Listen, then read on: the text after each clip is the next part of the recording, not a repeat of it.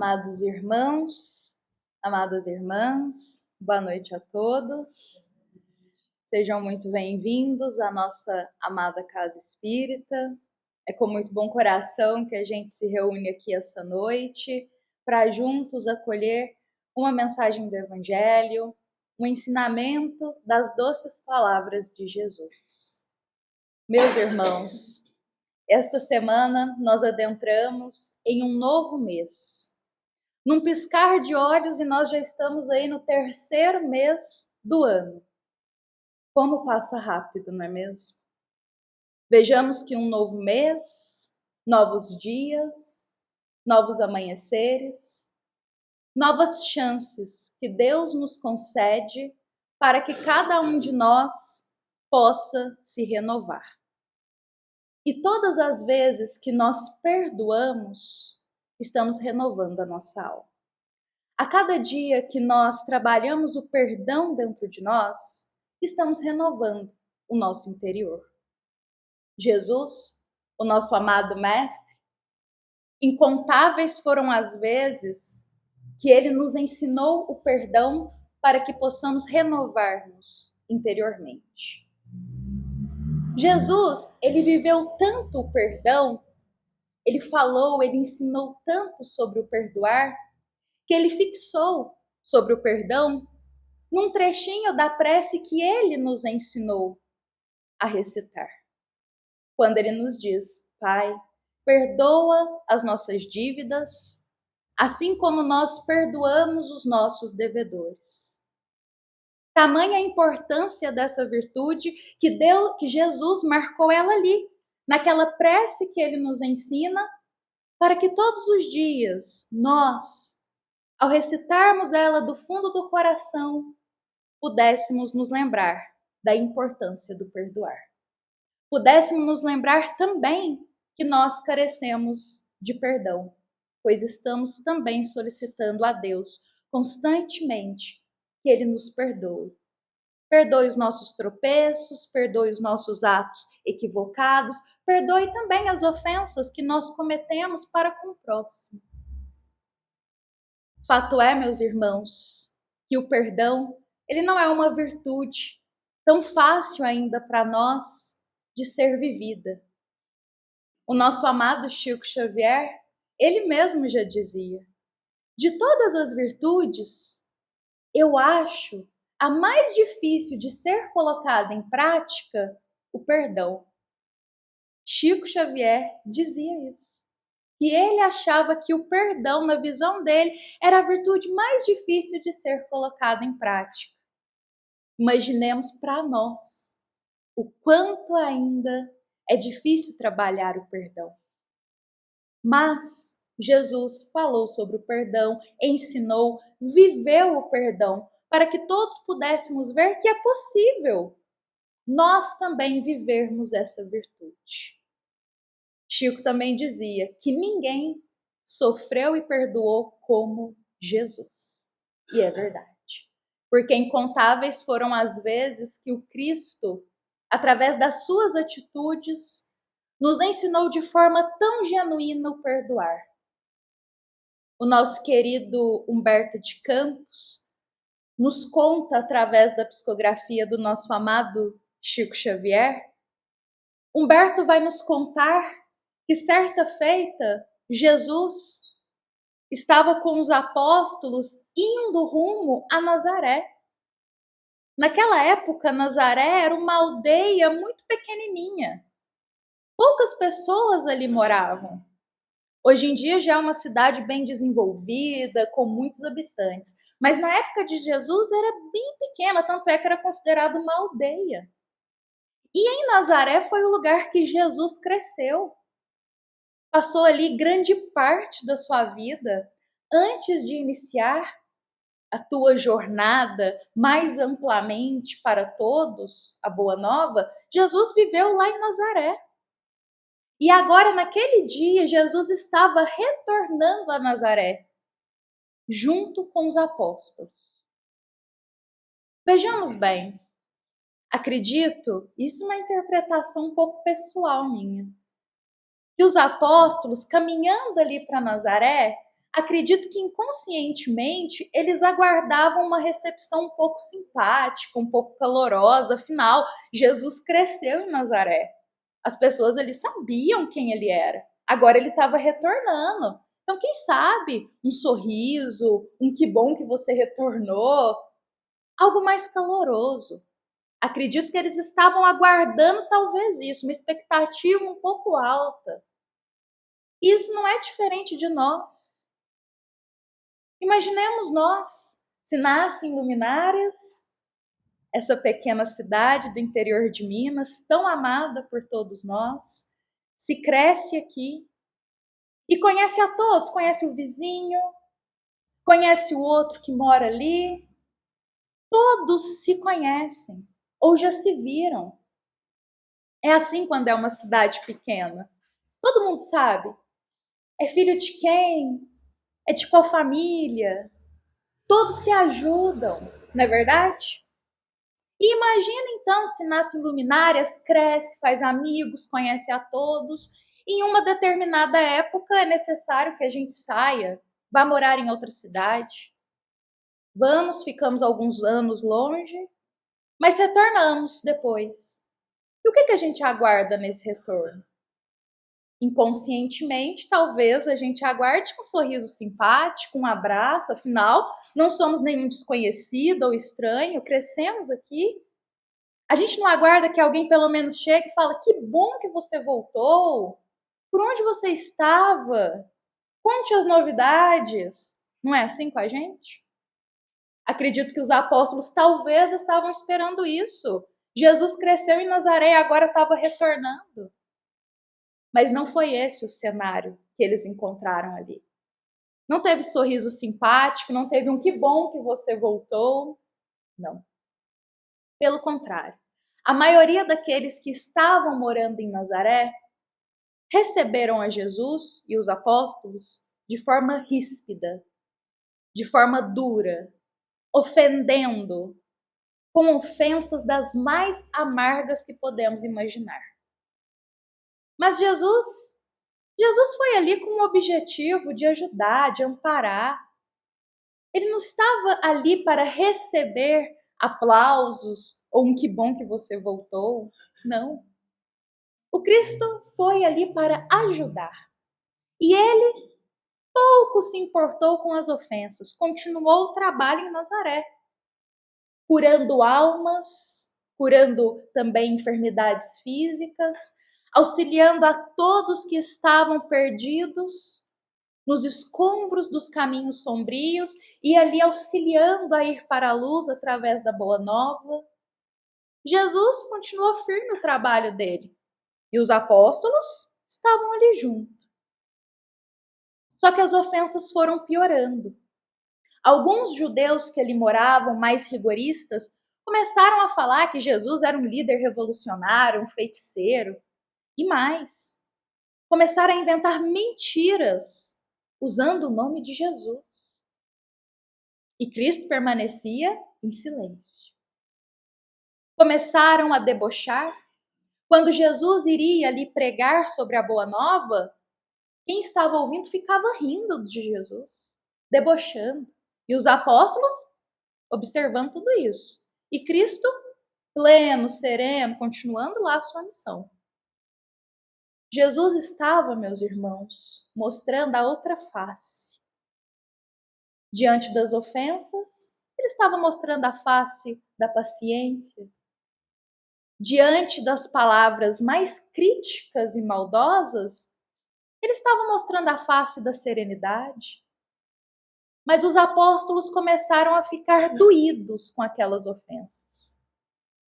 E eles começaram a entrar ali naquele jogo de ofensas.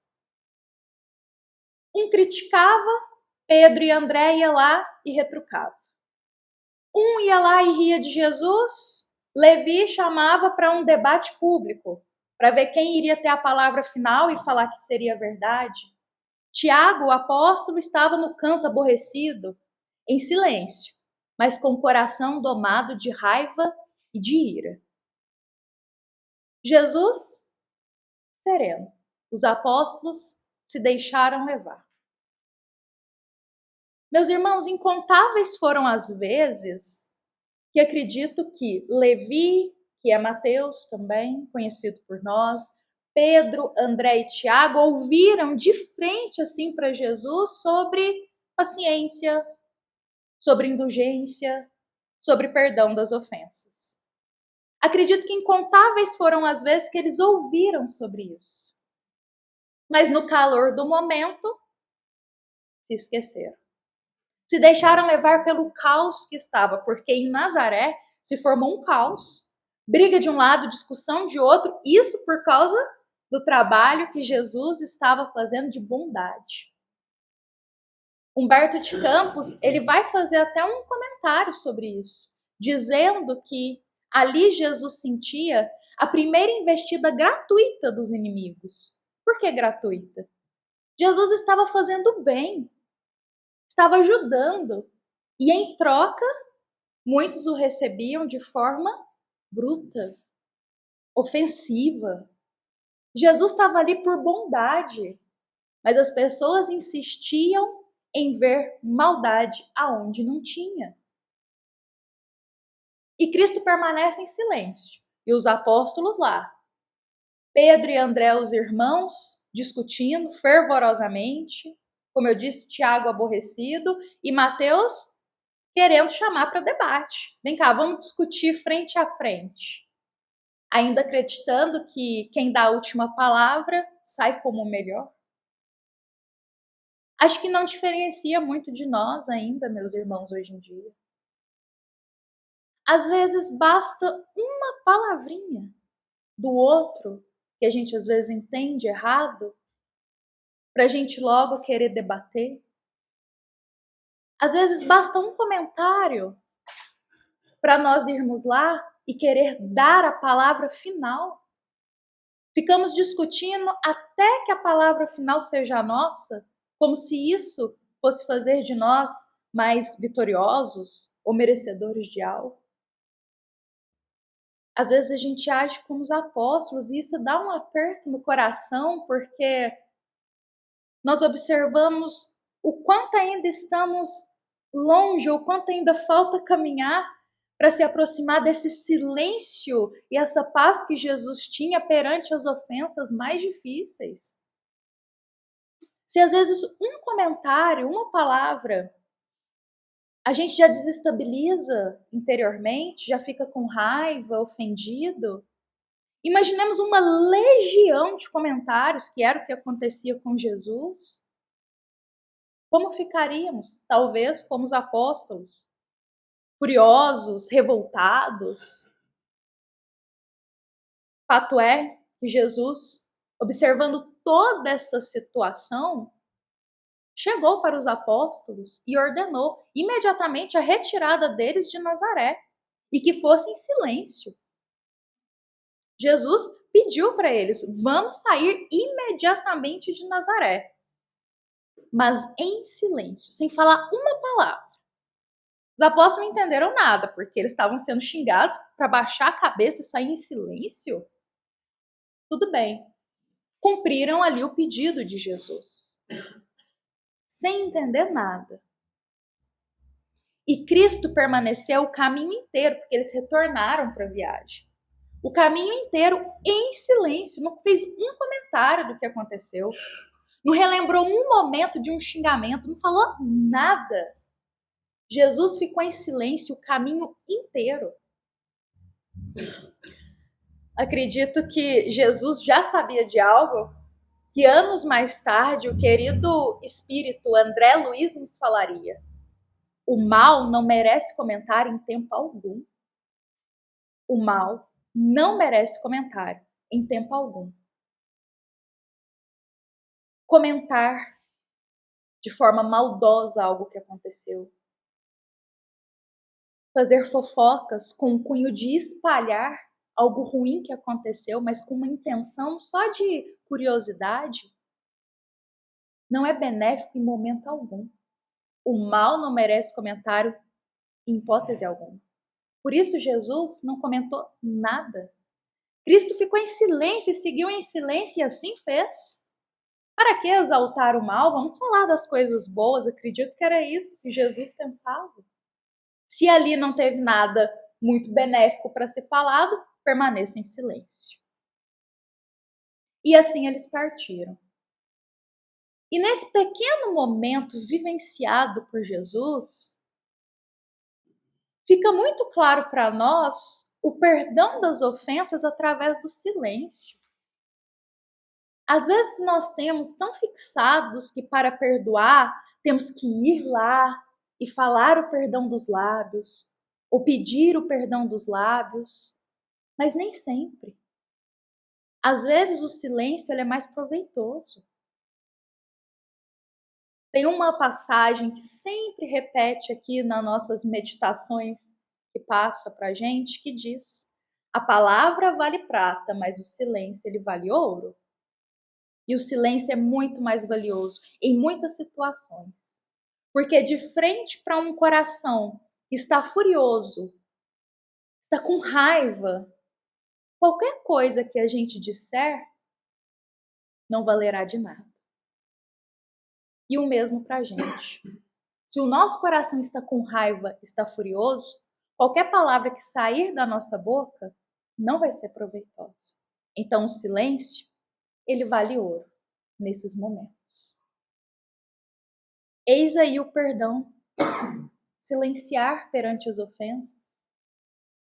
E Jesus tinha muita facilidade desse silenciar, já era algo espontâneo para ele. Porque Jesus, ele já carregava aquela visão não só do presente, mas a visão do futuro, meus irmãos. Vejamos só. Se Jesus foca só no presente, ele vai ver homens que estão xingando, criticando, ofendendo, criando mentiras em seu nome. E isso dói o coração. Mas Jesus enxergava o futuro. Ou seja, naquele momento estão ofendendo, mas no futuro irão se arrepender. Mas no futuro irão se transformar. Paciência. Cada um a seu tempo. Quem ama enxerga o futuro, não só o presente. Quem ama enxerga o futuro e assim o nosso coração se torna muito mais misericordioso para perdoar. Certa feita, o nosso amado Chico Xavier foi visitar uma prisão e ali naquela visita, um rapaz pergunta para ele: Nossa, Chico, aqui deve estar cheio de obsessores, não é mesmo? Estamos aqui numa prisão. E Chico disse para ele: Não, meu querido, os obsessores o que tinham que fazer já fizeram, eles não estão aqui. Mas sabe o que está cheio aqui dentro? É de mãe. Chico via ali na prisão os espíritos das mães de quem estava preso. Sabe por quê? Porque uma mãe enxerga o futuro. Olha o amor de uma mãe por um filho. O filho tropeça, erra, mas a mãe não fica lembrando desses tropeços, desses erros. A mãe enxerga o futuro. Ele vai crescer, ele vai se desenvolver. Tudo bem. Perdoa. Mãe sempre enxerga o futuro. E aquelas mães ali naquela prisão, naquele momento, não enxergavam a situação infeliz que o filho estava, mas o futuro. Eles vão se arrepender, vão se transformar e elas se mantinham ali ao lado deles para ajudar. E Jesus é assim com a gente. Ele não enxerga os nossos erros no presente, ou o tropeço que a gente deu hoje, o equívoco que cometemos ontem, não. Jesus ele foca no futuro. Em quem iremos nos transformar? Quais as nossas potencialidades no caminho do bem? Por isso essa facilidade de relevar, de indulgência, de perdoar, que a gente comete agora. E Jesus, meus irmãos, ele nos convida a esse olhar do futuro. Porque nós espíritas temos uma grande facilidade de enxergar o passado. Tudo que acontece com a gente, geralmente, como espíritas, voltamos lá atrás. Pensamos, em outra vida eu passei por isso, então agora está acontecendo isso. O outro fez isso comigo, essa maldade, mas olha o que eu fiz com ele em outra existência. A gente fica voltando lá no passado e fica lá, justificando o agora. Tudo bem, mas não fiquemos só lá no passado. E o futuro? Vejamos só, presente, passado e futuro estão intimamente ligados. Alguém nos faz mal, alguém age com muita maldade, nos fere os sentimentos.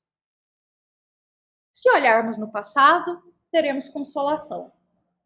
A lei de causa e efeito, talvez. Se olharmos no presente, a gente vai erguer a fé para orar, buscar não falar mal da pessoa que fez isso com a gente, ter mais paciência. Mas se a gente olha no futuro, nosso pensamento logo se dirige para a misericórdia, de pensar, esse irmão um dia vai mudar, um dia vai se arrepender. Então fica mais fácil sentir o perdão, enxergando que todos erramos e todos mudamos. Presente, o passado e o futuro. Olhamos assim. Jesus, quando ele olhava para Saulo, ele não enxergava Saulo. Jesus enxergava Paulo de Tarso. Jesus não enxergava o presente, Saulo, aquele que buscava ali fazer das maiores maldades com os cristãos. Não, ele enxergava Paulo de Tarso, o futuro, aquele que se transformou e que seguiria um caminho melhor. Para a gente entender um pouco melhor isso, eu vou convidar para a gente voltar no ano de 34 depois de Cristo, para ficar mais nítido essa mensagem de hoje para nós. No ano de 34 depois de Cristo, a perseguição aos cristãos era algo muito comum. Jesus já havia partido para a pátria espiritual, mas continuava cuidando de nós. E os cristãos eram todos perseguidos. Porque naquela época, muitos acreditavam que Jesus queria substituir a Moisés. E para eles isso era uma ofensa gravíssima. Isso, entre outros motivos, era a abertura que eles tinham para não aceitar Jesus de jeito nenhum. Eles não abriram o coração, muitos ali. Então eles perseguiam, faziam das maiores maldades com os cristãos. E um desses perseguidores, meus irmãos, muito conhecido, se chamava Saulo. Um homem importante, chamado também de doutor da lei, respeitado em autoridade material. Um homem que tinha ainda uma intelectualidade muito forte, ele era inteligente, conhecedor das leis de Moisés, profundas, mas com o coração ainda longe do caminho da caridade, da verdadeira benevolência. Saulo, ele vivia muito ódio, a raiva. No livro Paulo e Estevão, Emmanuel ele traz uma frase que me marcou muito. Emmanuel diz assim: Saulo tinha profundo ódio de Jesus. Ele só não gostava, ele tinha ódio. Ódio de Jesus. E por esse ódio que ele tinha do Cristo, ele perseguia mesmo os cristãos e mandava torturar.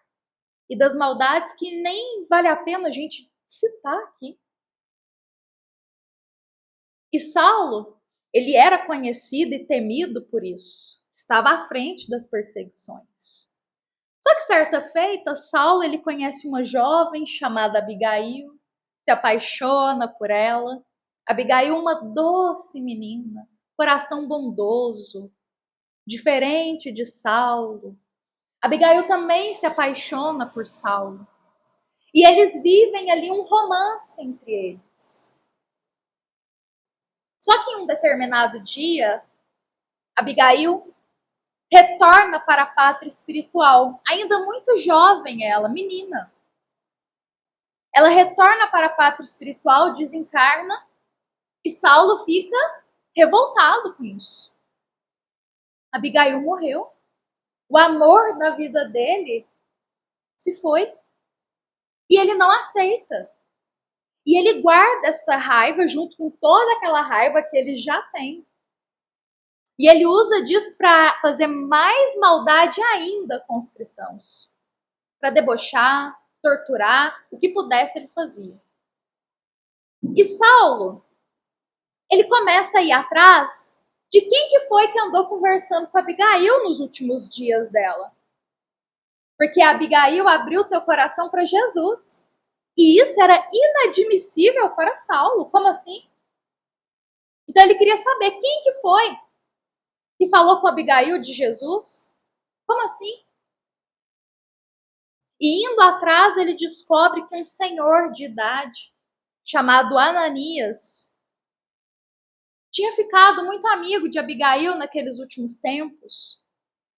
E esse senhor, muito humilde, viajava falando de Jesus, pregando a boa nova. E quando esse senhor encontra com Abigail, ele fala de Jesus para ela, leva esperança, leva consolação, porque ela também não passava por um momento fácil na vida dela. E Abigail, necessitando das palavras de esperança, conhece através de Ananias Jesus. E Saulo, quando descobre isso, fica revoltadíssimo. Quem é esse Ananias que falou de Jesus para Abigail? Ele merece punição. Ele merece ser punido por isso. Olha os pensamentos de Saulo. Então ele convoca alguns homens para descobrir aonde que Ananias estava, porque ele estava com a cabeça firme que ele ia punir Ananias de uma forma ou de outra. E eis que chega para ele a informação, através de um ato de tortura, porque só assim ele conseguiu essa informação. E para Saulo, acredito que naquela época a maldade não tinha limite. E aí ele descobre que Ananias estava um tempo, na verdade, naquela época, em Damasco, numa cidade chamada Damasco. Ele não pensa duas vezes. Ele convoca uma reunião com outras pessoas de poder e solicita a permissão para ir lá, perseguir e punir Ananias pelo que ele estava fazendo, que era falar de Jesus. Pregar sobre perdão, sobre amor. Saulo queria persegui-lo por isso.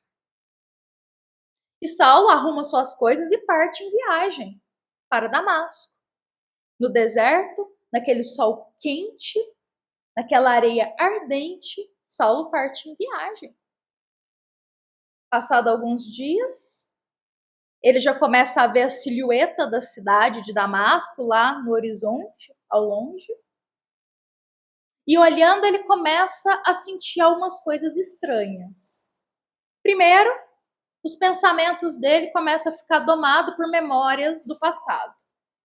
Memórias de Abigail, memórias daqueles cristãos que ele fez tanto mal. Sabe aquele momento que a consciência dá uma pesadinha? A gente começa a lembrar de uma coisa que fez há 10 anos atrás, há 5 anos atrás, e pensa, nossa, olha o que eu fiz. Acredito eu, lendo, que ele estava nesse momento. As memórias estavam vindo e ele estava ali. E era tão forte essas memórias que ele começa a ficar meio entorpecido, perdendo sentidos.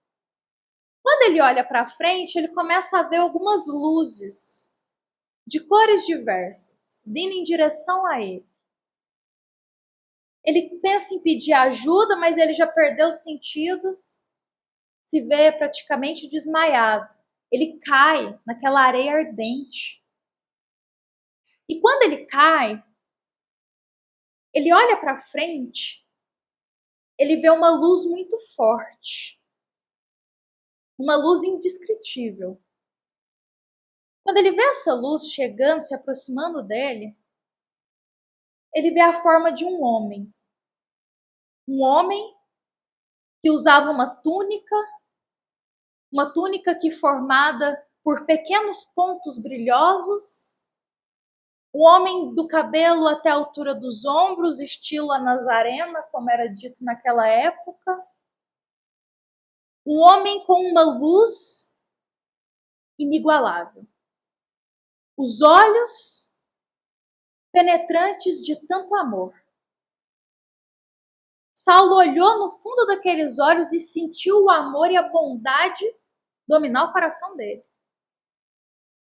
E diante dessa luz, ele ouve uma voz: Saulo, Saulo, por que me persegues?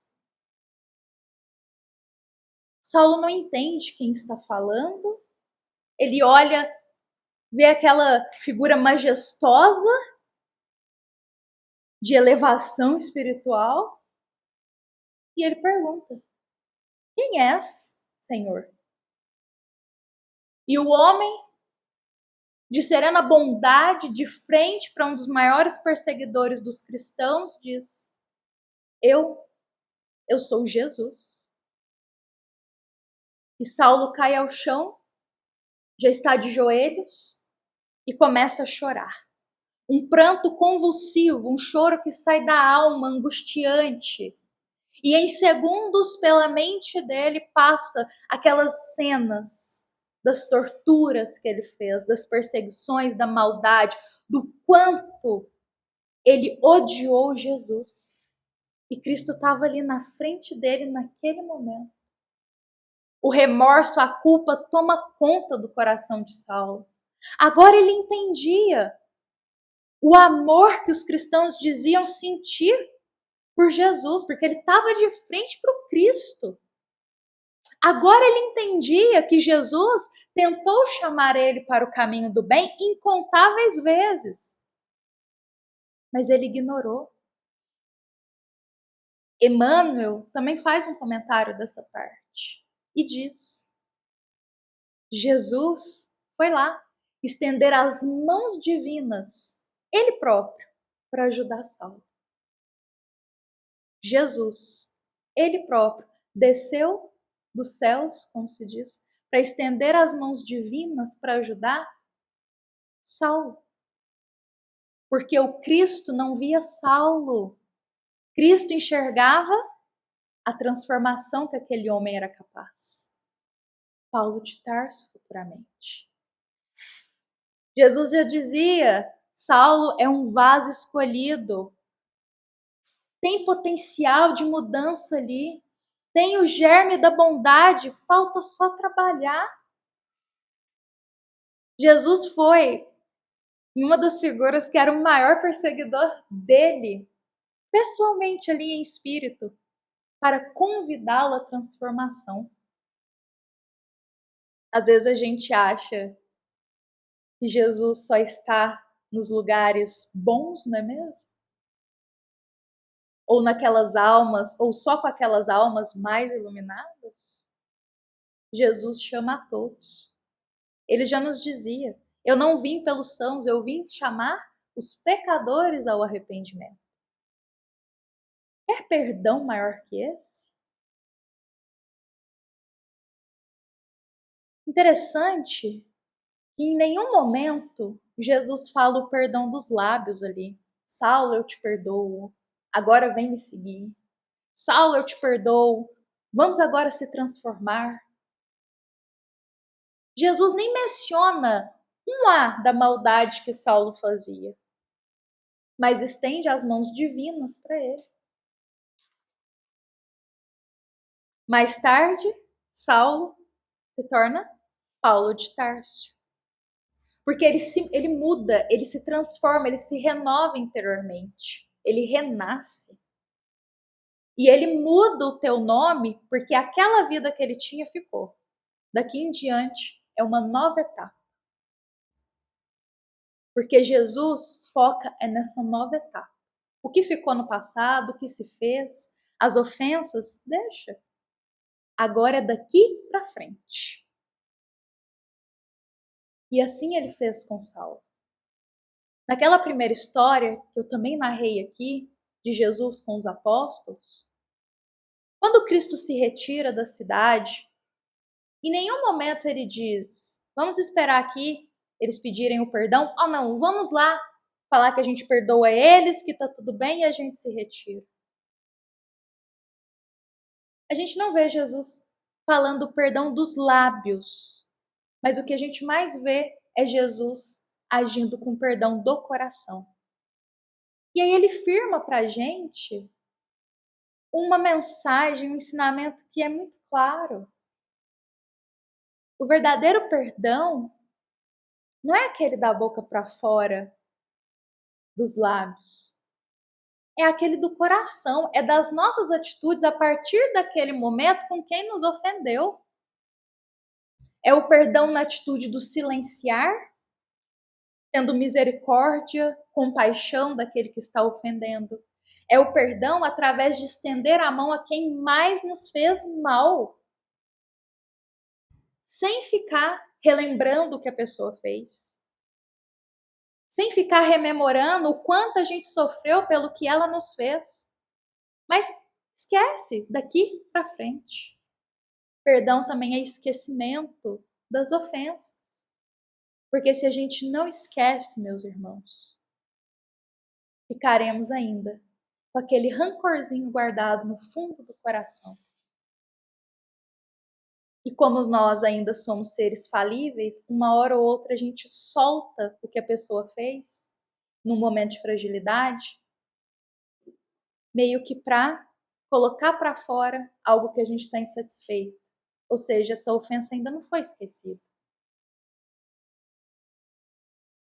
Jesus muito nos ensinou sobre o perdão, mas essa história de Saulo, no encontro com Jesus, particularmente, meus irmãos, para mim, de forma humilde, eu digo que é dos atos de perdão mais bonitos que nós temos.